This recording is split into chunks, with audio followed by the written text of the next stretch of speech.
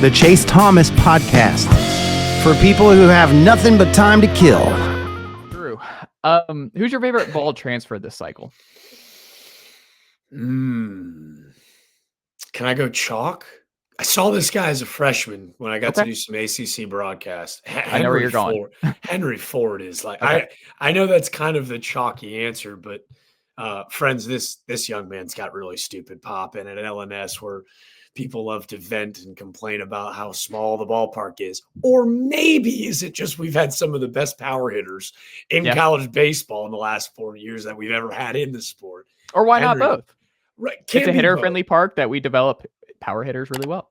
They've had no problem going yard in the likes of Omaha, which is a freaking graveyard. I'm telling you, Henry Ford will hit 20-plus pumps. He'll do it with a killer K to walk ratio.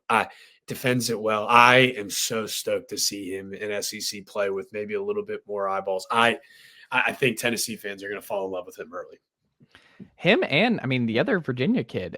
Early returns this fall is – we didn't know if Blanco was going to be a weekend starter type of guy. And he showed it 2 years ago. Last year, obviously, was not the most ideal, but it worked out for Tennessee because he enters the portal and coaching change and everything else. Friend of the program, Ryan Schumpert, Archetype Insider, I think he called him the like George Costanza, the little bulldog, the little bulldog.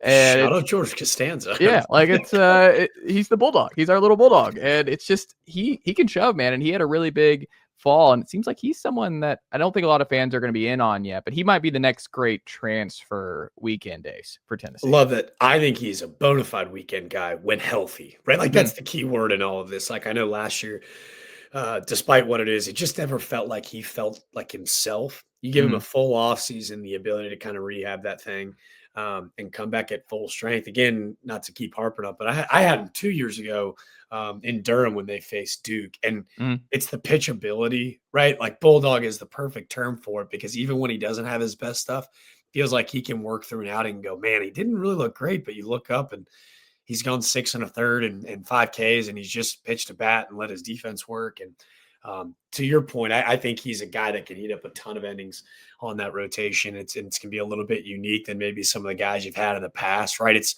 not Liam Doyle. It's not Peters, right? It's not Drew Beam. This is a lefty that can really throw. He's not going to burn anything by it, but I just love a guy on the mound that goes, I want the baseball. And you got a guy that wants the baseball in Evan Blanco. So to your point, I like that pick a lot too.